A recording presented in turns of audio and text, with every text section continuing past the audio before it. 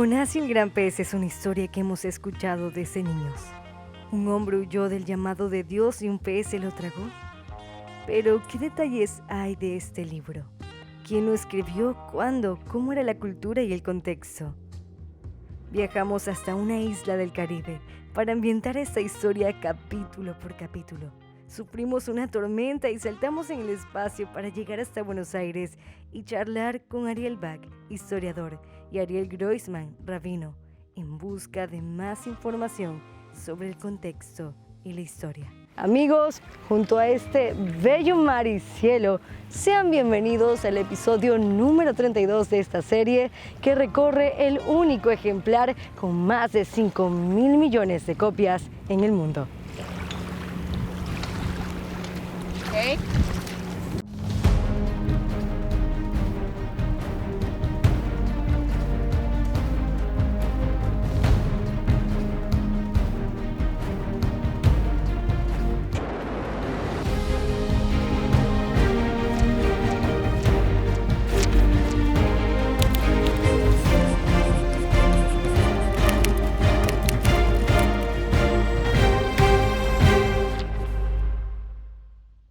La tradición considera que este libro fue escrito por Jonás, en hebreo Jonah, que significa paloma.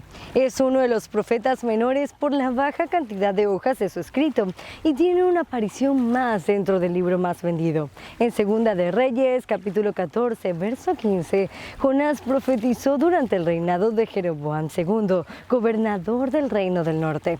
La característica de Jonás que lo ha hecho muy famoso fue su carácter renuente y desobediente a la orden de Dios. Él tenía que ir a predicar un mensaje de arrepentimiento a un pueblo que nada tenía que ver con Dios y que muy alejado de su voluntad y mandamientos estaba.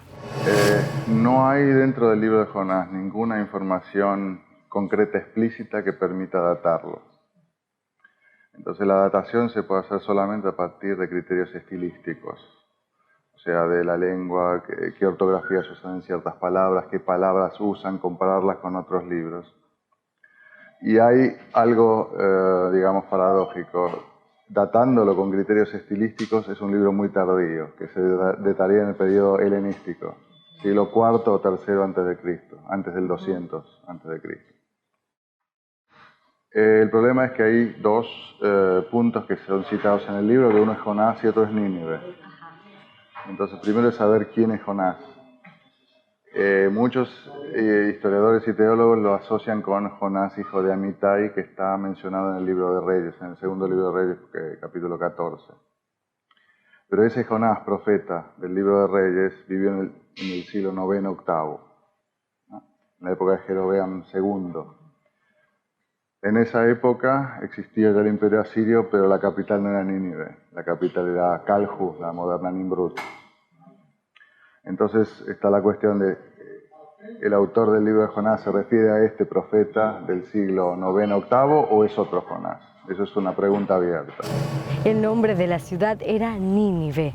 En Génesis capítulo 10, verso 7, es mencionada como una ciudad edificada por el rey Nimrod, bisnieto de Noé. El rey Sennacherib de Asiria convertiría esta ciudad en una increíble y desarrollada potencia. Además, la nombraría la capital del reino asirio durante el siglo VIII antes del Mesías. Dios vio que había corrupción e inmoralidad en un país no judío, Nínive, y mandó a un profeta judío justamente a avisarle que tengan que corregir sus conductas.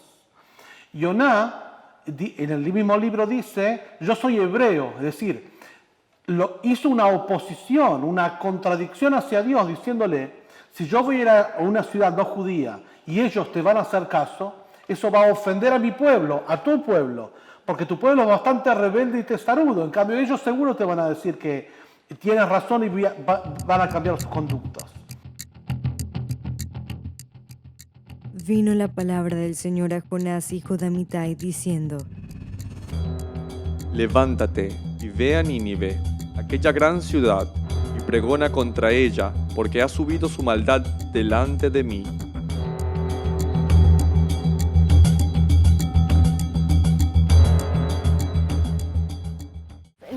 ubicada dentro del actual Mosul en Irak, era la capital del reino en la que los demás profetas anunciaban que destruiría a Israel. En verdad, era su archienemigo. Por esto era obvio que Jonás se rehusara a ir a Nínive.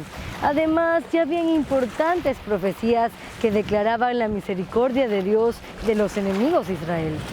Sigamos respondiendo el dónde de este libro, con un recorrido del lugar de destino del profeta. Jonás salió de Jope, también conocido como Jaffa, una ciudad costa del Mediterráneo ubicada al sur de Tel Aviv, hacia Tarsis. Nínive y Tarsis representaban los extremos opuestos del ámbito comercial mediterráneo dentro de la antigüedad. Entonces, esta historia de Jonás se extiende a los límites del mundo conocido en el Antiguo Testamento, durante la Edad de Hierro. Nínive estaba situada entre los ríos Tigris y Kosh. Esta ciudad era un importante punto de paso de las rutas comerciales que cruzaban el Tigris, el Mediterráneo y el Mar Índico, uniendo así Oriente y Occidente, recibiendo influencia, riquezas de muchos lugares. Fue una de las más grandes ciudades de la antigüedad. Podríamos incluso llegar a compararla con New York hoy en día. Nínive estaba en la orilla izquierda del Tigris. Es una ciudad muy antigua, ya en el cuarto o quinto milenio ahí ya existía. Pero durante el Imperio Medio y el Imperio Neo-Asirio no fue la capital hasta que Sennacherib trasladó la capital que había construido su padre Sargón, Dur-Sharrukin, la moderna Khorramshahr, la trasladó a Nínive. Y construyó lo que fue en su momento la ciudad más grande del mundo conocido, del Oriente Medio, una ciudad de 750 hectáreas, muy grande, con una gigantesca muralla que los restos todavía están. Fue en parte reconstruida en la época de Saddam Hussein, y los restos son tan monumentales y ciclópeos que incluso los intentos de destrucción por el Estado Islámico en los últimos años no pudieron destruirlo, porque pueden poner tantos explosivos como quieran, pero son murallas que tienen 10, 20 metros de ancho, 30 metros de alto. Eso es prácticamente indiscutible. O sea, las murallas de Nínive todavía existen hoy en día por la monumentalidad, y eso da una idea.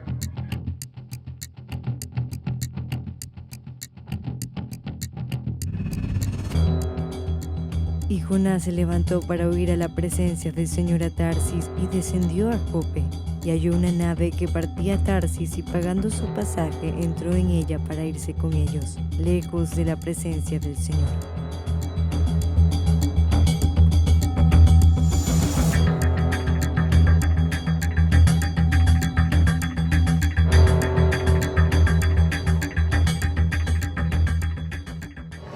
Vayamos al cuándo de este libro. Fue escrito entre el 783 y el 773 antes del Mesías. Y ya que hemos hablado de comercio marítimo, la Edad de Hierro, vayamos a darle una mirada al mundo de aquella época. Se dio en un contexto donde el pueblo judío estaba infectado por idolatría, robo generalizado, pero más que todo un espíritu de herejía muy grande y un espíritu de nacionalismo muy fuerte, las dos cosas juntas. Estamos hablando hace 2500 años aproximadamente. ¿Qué haremos contigo para que el mar se nos aquiete? Porque el mar se embravecía más y más.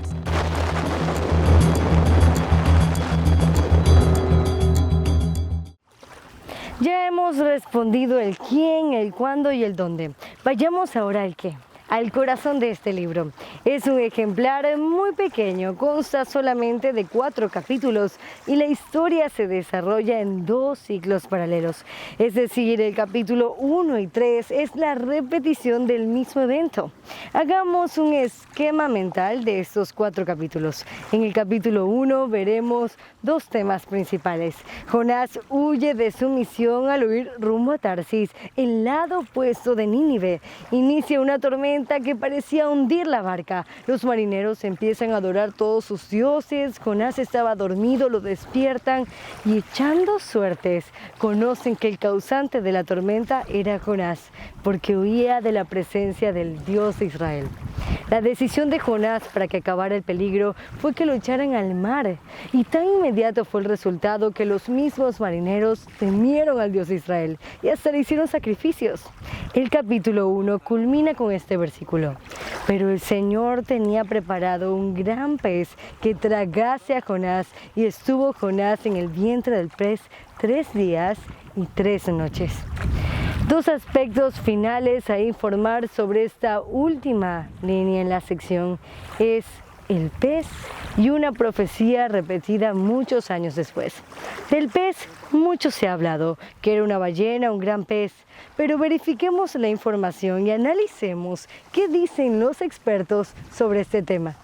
Para la ley judía era una persona muerta, una persona que en medio de un mar embravecido cae como muerto. Milagrosamente Dios quiso que tenga una segunda oportunidad. La segunda oportunidad era que en el fondo del mar él no muera, sino que sea deglutido por una ballena, y estuvo ahí en un estado de reflexión y purificación. Él se arrepintió de lo que hizo y volvió al seno intrauterino. Era como volver a nacer para ser de nuevo expelido, para darle una segunda oportunidad. El lugar de los muertos quiere decir literalmente, él es el cuerpo muerto, porque él ya era considerado muerto. Dios le dio una segunda oportunidad que se pueda regenerar.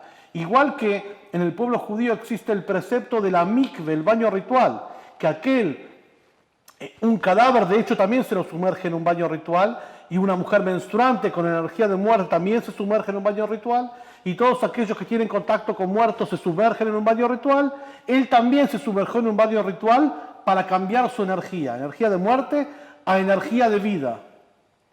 Por lo tanto, cuando habla ahí de Sheol, significa lugares bajos, o sea, el lecho marino.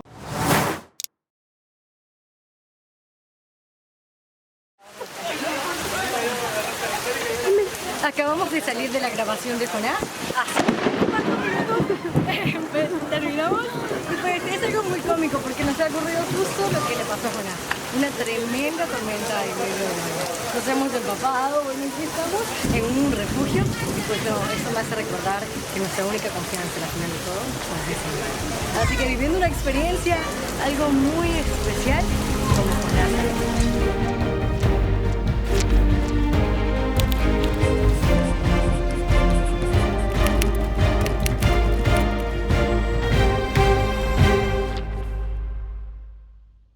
El capítulo 2 describe la oración de arrepentimiento de Jonás, una impresionante poesía que incluso revela un aspecto fundamental que cruza todo el libro más vendido, y se trata de la cosmovisión de la época.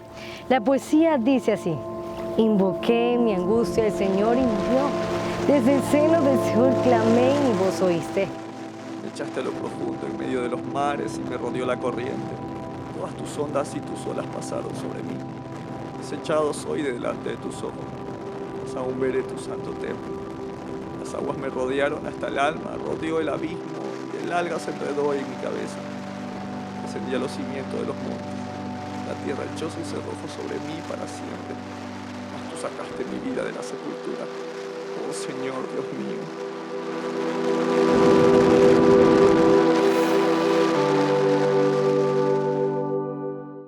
El capítulo 3 es como volver al punto de partida. Jonás está arrepentido y ha decidido obedecer al llamado y hablar al arrepentimiento a los ninivitas. ¿Quién diría que el profeta más negado sería también el más exitoso? Jonás detalla que era una ciudad grande con 3 días de camino de extremo a extremo. Su predicación fue tan efectiva que hasta el rey declaró ayuno y cilicio incluso para los animales. Explica sobre esto uno de los comentaristas, el Ralbag, muy conocido del año 1200. Los gentiles están cerca a Dios.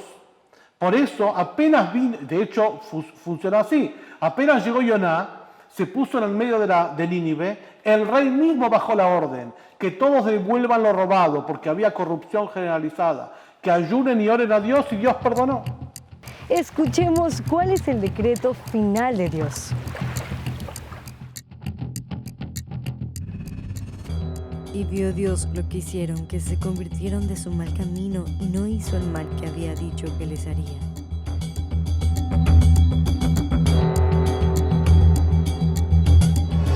El capítulo 4 mostrará la actitud de Jonás luego de que Dios haya decidido perdonar a Nínive. Él quería incluso morirse, pero Dios le mostrará su misericordia con un ejemplo muy peculiar.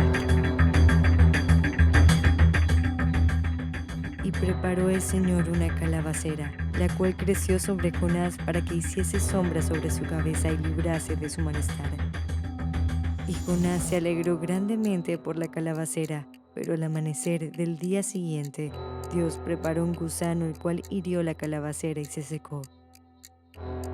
Al salir el sol, Dios preparó un viento solano que hirió a Jonás y se desmayaba diciendo: Mejor sería para mí la muerte que la vida. Entonces el Señor dijo a Jonás: ¿Tanto te enojas por la calabacera? ¿Y no tendré yo piedad de Nínive, aquella gran ciudad donde hay más de 120,000 personas que no saben discernir entre su mano derecha y su mano izquierda?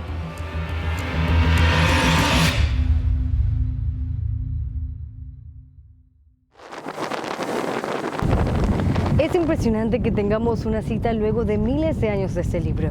Mateo, un cobrador de impuestos que formó parte de los 12 discípulos, escribió que fariseos y escribas le pidieron a Jesús una señal sobre si él era el Mesías.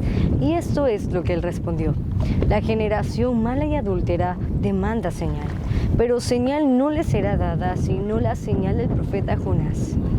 Porque como estuvo Jonás en el vientre del gran pez 3 días y 3 noches, así estará el Hijo del Hombre 3 días y 3 noches. Ya hablamos de la cosmovisión y de cómo lo profundo del mar representaba el Seol, la muerte. Jesús, quien murió y resucitó, lo haría para alcanzar aún a pueblos extranjeros. Y justo establece un libro como señal que salva a los mismos que dispersaron el pueblo de Israel por las naciones. Jonás descubre el más alto alcance del propósito de Dios para Israel: las naciones. Y es más, el mismo nombre de Jonás, que significa paloma, tiene una implicación importante porque una paloma era una ofrenda para el Señor por el pecado. Una historia que hemos escuchado desde niños una y otra vez y que tiene mucha más información que una simple historia infantil. Hasta aquí el episodio número 32 de esta serie, El libro más vendido. En esta ocasión, este cielo y este mar nos ayudaron a recrear la situación de Jonás. Amigos, gracias por acompañarnos. Recuerden que aquí estamos todas las semanas con la serie del libro más vendido, que es la única que recorre el ejemplar con 5,000 millones de copias vendidos alrededor del mundo. Esta, amigos, sí que es una buena noticia. Nos seguimos escuchando.